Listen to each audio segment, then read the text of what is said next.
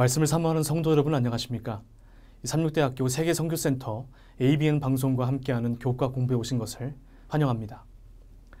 벌써 이번 기 마지막 시간이 되었습니다. 이 영상도 그렇고 이번 기 공부도 완성은 되었으나 결코 완전하지는 않습니다. 부탁드리고 싶은 것은 이 교과 공부가 공부로 끝나는 것이 아니라 이번 기에 함께 나누었던 것처럼 균형 잡힌 복음이 우리의 삶 가운데 자리 잡았으면 좋겠습니다. 이번 기회에 이렇게 1과부터 13과까지 함께 공부를 했습니다. 사실 선교학이라는 것은 종합학문입니다. 기독교가 이 무분별한 선교와 철학 없는 선교로 비난받는 이유는 이 실천적인 부분 그리고 전략적인 부분에만 초점을 맞추고 있기 때문입니다. 하지만 균형 잡힌 복음을 위한 선교학은 신학적, 성서적, 역사적, 문화적, 실천 전략적 관점까지 모두 다 아우르고 있습니다. 그래서 이번 기도 마찬가지죠. 이 선교학의 균형 잡힌 관점들을 고려해서 진행을 했습니다. 그리고 오늘은 마지막 제13과 섬기는 자들의 공동체를 함께 공부를 하겠습니다. 지난주에 공부한 내용 기억하시죠? 제12과였습니다. 긍휼을 사랑하고. 하나님 나라의 우선순위와 우리의 우선순위가 어떻게 다른지, 그리고 하나님 나라의 우선순위에서 공감과 자선, 평화, 그리고 참여에 대한 내용들을 함께 공부를 했습니다. 퀴즈 기억하시죠? 체리티와 필란트로피의 차이점은 무엇일까요? 체리티는 사회 문제로 인해 발생한 고통의 해소를 위해 한 행위라면 이 필란트로피는 그 고통을 유발하는 사회 문제 자체의 해결을 위한 행위라는 것을 함께 공부를 했죠. 그래서 이 필란트로피와 하나님 나라의 우선순위 그리고 관대함이 아주 밀접한 관련이 있다는 내용이었습니다. 자, 이제 본격적으로 시작해 볼까요? 이번 주는 섬기는 자들의 공동체입니다. 제13과죠. 기억절은 히브리서 10장 23절, 24절입니다. 다 같이 함께 읽어보겠습니다. 또 약속하신 이는 미쁘시니 우리가 믿는 도리의 소망을 움직이지 말며 굳게 잡고 서로 돌아보아 사랑과 선행을 격려하며. 제13과의 핵심 키워드는 공동체로, 커뮤니티로 선정을 했습니다. 이 공동체라는 것은 이 특정한 사회적 공간에서 이 공통의 가치와 유사한 정체성을 가진 사람들의 집단을 일컫는 말입니다. 공동체입니다. 일주일 동안 이런 공부를 해보겠습니다. 공동체, 그래서 첫째 날은 변화의 대리자들, 공동체의 정체성이죠. 둘째 날은 공동체의 사명, 그리고 공동체의 존재 이유, 가치관, 그리고 필요성까지 함께 공부를 해보겠습니다. 토의 주제는 이렇습니다. 첫 번째는 사람들이 교회를 떠나는 이유가 무엇일까요? 두 번째는 우리 교회가 지역 주민들에게 어떤 평가를 받았으면 좋겠습니까? 라는 질문입니다. 함께 토의해 보시고 또 함께 고민해 보시기 바랍니다. 첫째 날은 변화의 대리자들이라는 제목입니다. 이 공동체의 정체성이죠. 마태복음 5장 13절에서 15절에 있는 말씀입니다. 너희는 세상의 빛이니 너희는 세상의 소금이니 그리고 너희는 세상의 빛이라. 이 첫째 날 내용의 제목은 변화의 대리자들이죠. 이 대리자의 정의는 이렇습니다. 타인의 지시에 의하거나 타인의 이익을 위하여 활동하는 개인이나 조직을 뜻합니다. 이 초기 그리스도인들의 공동체인 초기 교회는 그들이 살던 사회에 변화를 가져왔습니다. 하루에 3,000명 이상씩 복음을 받아들이고 침례를 받았습니다. 이 수많은 사람들의 변화가 일어났죠.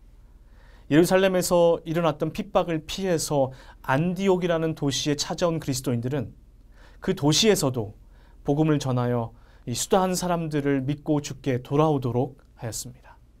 그리고 바로 그 장소에서 그리스도인이라는 별명을 얻게 되었습니다. 또한 그리스도인들과 그들이 이룬 공동체인 교회는 짧은 시간 안에 전 로마 세계를 변화시켰죠. 각계 계층에 소금처럼 스며들어간 그리스도인들은 핍박을 받으면서도 하나님의 대리자로서 세상에 복음을 전했습니다. 오늘날의 그리스도인 공동체에도 초기 교회와 같은 활력을 되찾아야 할 책임이 분명히 있습니다. 더 나아가서 특별히 새 천사의 기별을 전할 엄숙한 책임을 가진 재림교회의 사명은 더욱더 막중한 것입니다.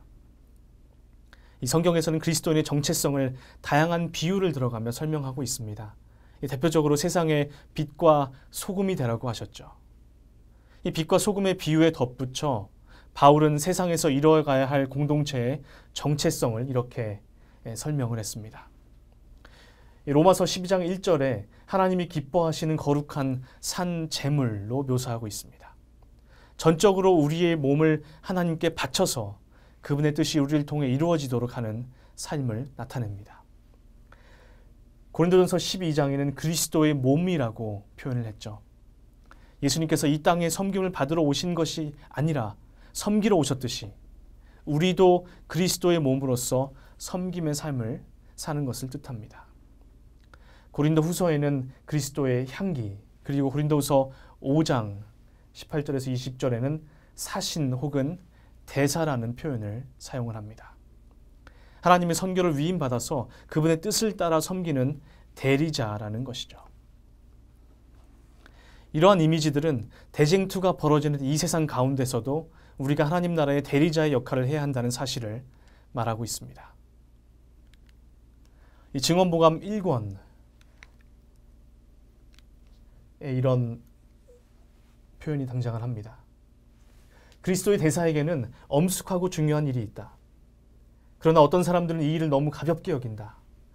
이 그리스도께서는 그분의 대표자들을 통하여 지상에 있는 교회에서도 봉사하신다. 그분은 택한 사람들을 통하여 백성들에게 말씀하시며 자신이 육신을 입고 눈에 보이게 지상에서 활동하시던 때처럼 그들을 통하여 그분의 사업을 수행하신다. 우리는 하나님 나라의 대사로서 우리의 삶과 교회에서뿐 아니라 우리가 섬기려는 자들의 삶을 통해서도 하나님 나라의 사랑과 정의를 실현해야 할 것입니다. 그리고 우리 공동체의 정체성은 하나님의 대리자로 살아감으로써 비롯되는 것이죠. 자, 정체성이 있다면 당연히 사명 또한 존재하겠죠. 둘째 날로 가보겠습니다. 섬기는 남은 자손입니다. 공동체의 사명입니다. 이 남은 자손의 특징은 요한계시록 12장 11절에 잘 묘사되어 있습니다. 하나님의 계명을 지키며 예수의 증거를 가진 자들이죠. 그런데 이것은 특권 계층을 말하는 것이 아닙니다. 남은 무리는 이 지구 역사의 마지막에 이 순종하며 사람들의 구원을 위하여 섬기는 무리를 말하는 것이죠. 사람들의 구원을 위해 섬기고 헌신하는 사명을 가진 이가 이 성경에 또 등장을 합니다. 바로 모세죠. 이 출애굽기 32장에 보면 하나님께서 패역한 이스라엘 백성들에게 진노하시어 그들을 진멸하기로 작정하십니다. 그리고 그 대신 모세의 자손을 남겨서 그들로 하여금 큰 무리가 되겠다고 약속을 하셨죠. 그러나 모세는 하나님의 제안을 거절하고 그가 인도한 백성을 구원할 수 없다면 그 대신 그의 이름을 생명책에서 지워달라고 간청을 했습니다. 목숨을 걸고 백성을 섬겼던 것입니다. 자기의 특권과 안전을 희생하더라도 목숨을 걸고 다른 사람들을 섬기는 태도, 이것이 바로 남은 자손의 자세인 것입니다. 모세의 이런 행동은 가장 고귀한 것이었습니다.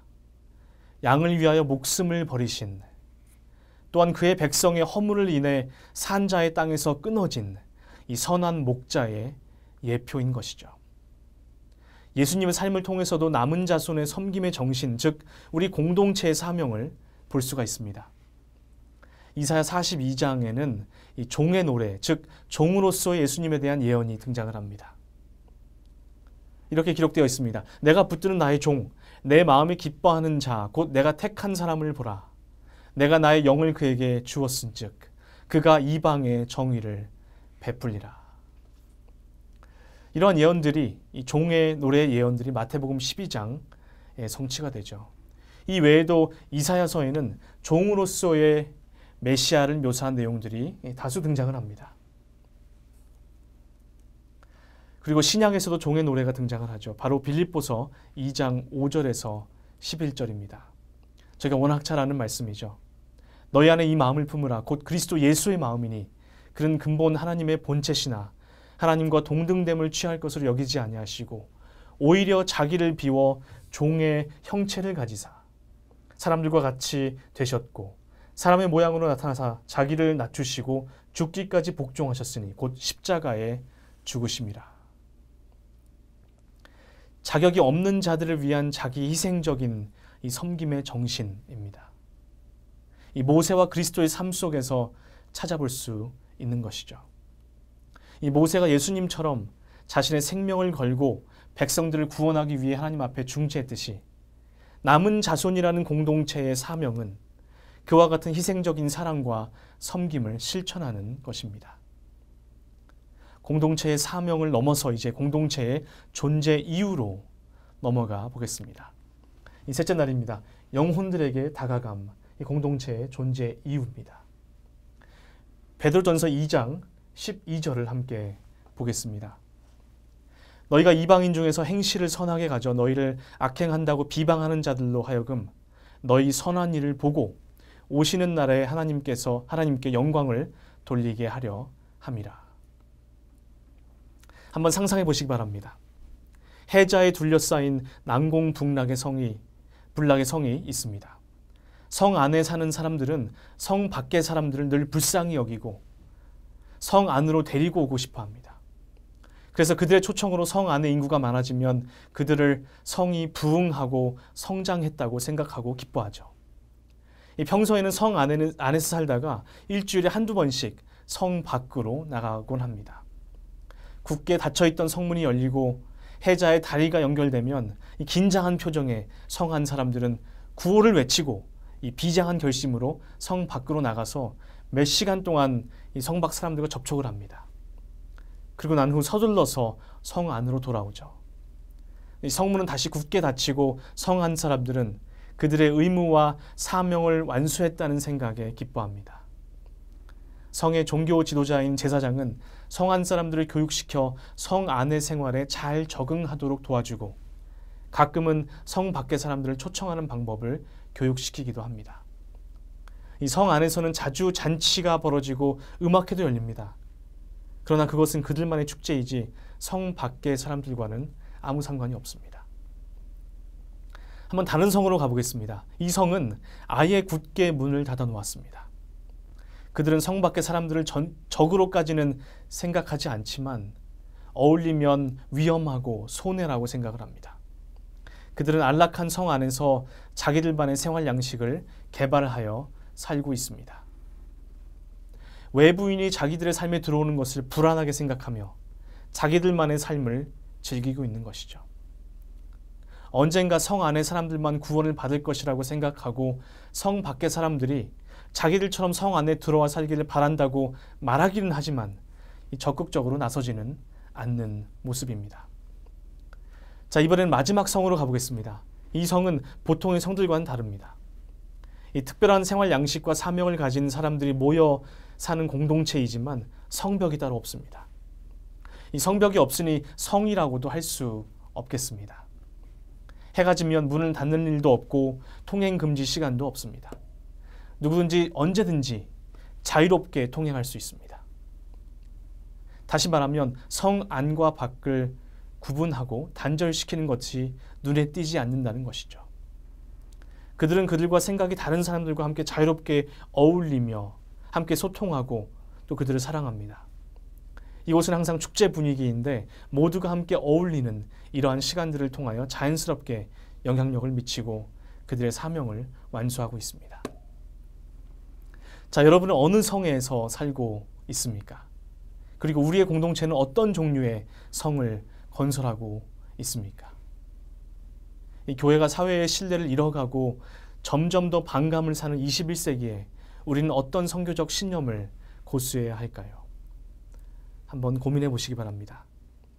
이 치료봉사 143페이지에 나와 있는 내용처럼 예수님께서는 사람들과 섞이셨고 그리고 동정심을 보여주셨으며 그들의 필요를 따라 봉사하셨고 궁극적으로 그들의 신임을 얻으셨습니다.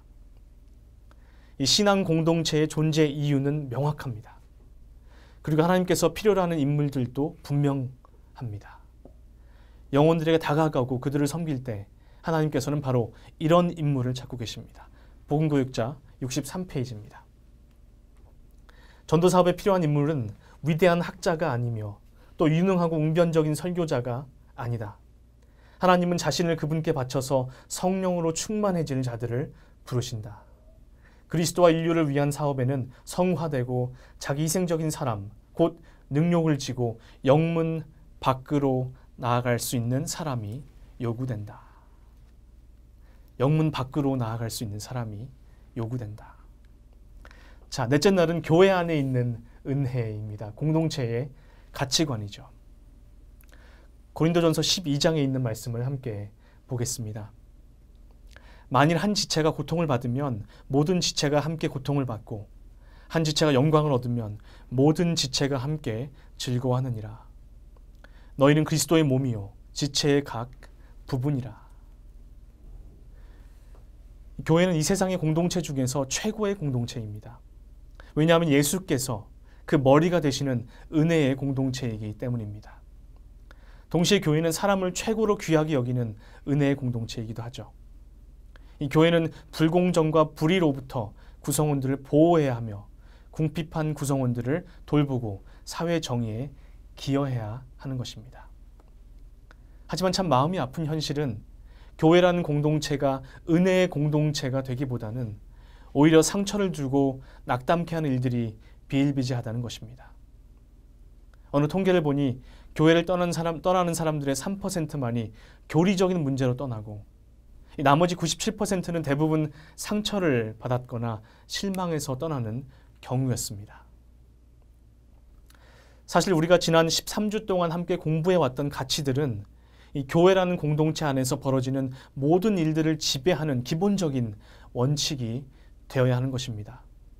지역교회 공동체로부터 시작해서 세계교회 조직에 이르기까지 이러한 원칙들은 지도자들이 조직을 이끌고 결정하고 그 공동체 안에서 지극히 작은 자들을 돌보는 방식의 지침이 되어야 한다는 것이죠. 정리하자면 이 교회라는 공동체는 하나님의 사랑과 은혜와 정의를 운영 원칙으로 삼고 교회 구성원을 공정하고 관대하게 대하며 이 세상을 섬기는 사역을 지지하고 보호해야 한다는 것이 넷째 날의 내용입니다. 자, 이제 마지막 날 공동체의 필요성으로 넘어가 보겠습니다. 서로 선행을 격려하자입니다. 공동체의 필요성이죠. 히브리서 10장에 있는 말씀입니다. 서로 돌아보아 사랑과 선행을 격려하며 모이기를 패하는 어떤 사람들의 습관과 같이 하지 말고 오직 권하여 그날이 가까움을 볼수록 더욱 그리하자. 오늘의 내용은 공동체의 필요성입니다. 최근에 흥미로운 연구 결과를 하나 접하게 되었습니다. 하버드 대학교의 공중보건학과에서 공개한 연구 결과입니다.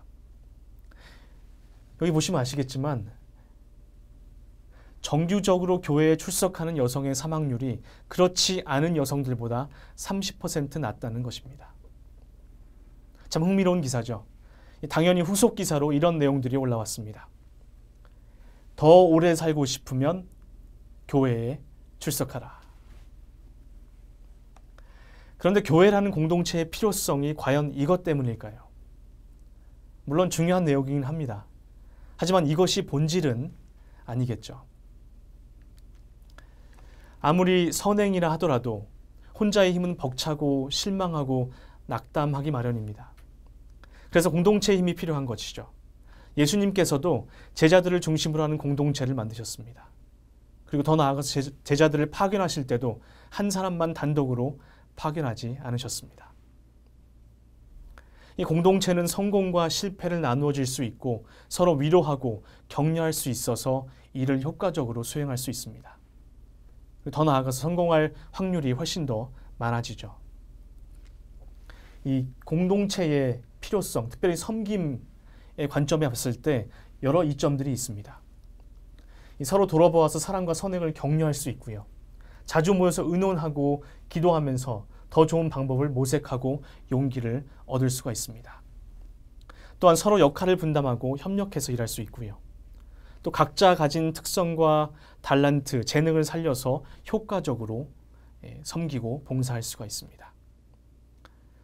자, 오늘 핵심 성경절에도 마지막 때일수록 어떻게 되어 있습니까? 서로 돌아보고 사랑과 선행을 격려하고 더욱 모이기를 힘쓰라고 기록되어 있습니다. 아프리카에 이런 속담이 있다고 합니다. 혼자 가면 빨리 가지만 함께 가면 멀리 간다. 비록 우리는 슬픔과 고통의 세계 가운데서 좌절하고 실망하기 쉽지만 함께 가면 멀리 간다는 것처럼 서로 돌아보아주고 돌봐주고 격려하며 함께 섬기고 재림을 기다리는 그런 아름다운 공동체가 바로 우리 가정, 우리 교회, 또 우리 교단이 되기를 간절히 기도합니다. 일주일 공부한 내용을 함께 복습을 해보겠습니다. 섬기는 자들의 공동체였습니다. 이 공동체의 정체성과 사명, 존재 이유, 가치관, 그리고 필요성까지 함께 공부를 했습니다. 연결해서 정리하자면 하나님은 우리를 남은 자손으로 부르셨습니다. 우리는 그런 부르심 속에서 이 세상을 위해 헌신적으로 중재해야 할 우리의 역할을 인식할 필요가 있습니다. 이 재림교회는 그리스도의 손과 발 그리고 목소리가 되어서 사람들을 섬기며 곧 완성될 하나님의 나라를 보여주어야 할 사명을 가지고 있습니다. 힘들고 어렵더라도 우리는 믿음을 가지고 변화를 가져오는 이 섬김의 공동체로 세상에 존재해야 합니다. 이 재림교회가 지극히 작은 자 하나에게 예수님의 마음과 사랑으로 다가가는 그런 아름다운 섬기는 공동체가 되기를 간절히 기도합니다. 이번 주에 추천 도서를 여러분께 소개해 드리도록 하겠습니다. 제목은 바울의 공동체 사상입니다. 이 책의 저자인 로버트 뱅크스 박사는 영국 캠브리지 대학에서 박사학위를 받은 신약학자입니다. 또 미국 풀러 신학대학원에서 교수로 봉사를 했습니다. 특히 하나님이 꿈꾸시는 교회, 바울이 꿈꾸는 교회, 그리고 우리가 꿈꾸어야 할 교회의 모습을 이 초기 교회의 공동체의 모습 속에서 찾아가는 흥미로운 여정을 독자들에게 제공하고 있습니다. 최고의 신학자요, 최고의 목회자인 바울이 이해한 교회 공동체의 의미와 삶이 궁금하신 분들에게 이 책을 추천합니다. 자, 벌써 마칠 시간이 되었습니다. 다음 기회 주제는 에스라, 느헤미야입니다. 앞으로도 삼육대학교 세계선교센터 ABN 방송을 많이 사랑해 주시고 후원해 주시기 바랍니다. 지난 13주 동안 함께해 주셔서 진심으로 감사드립니다. 안녕히 계십시오.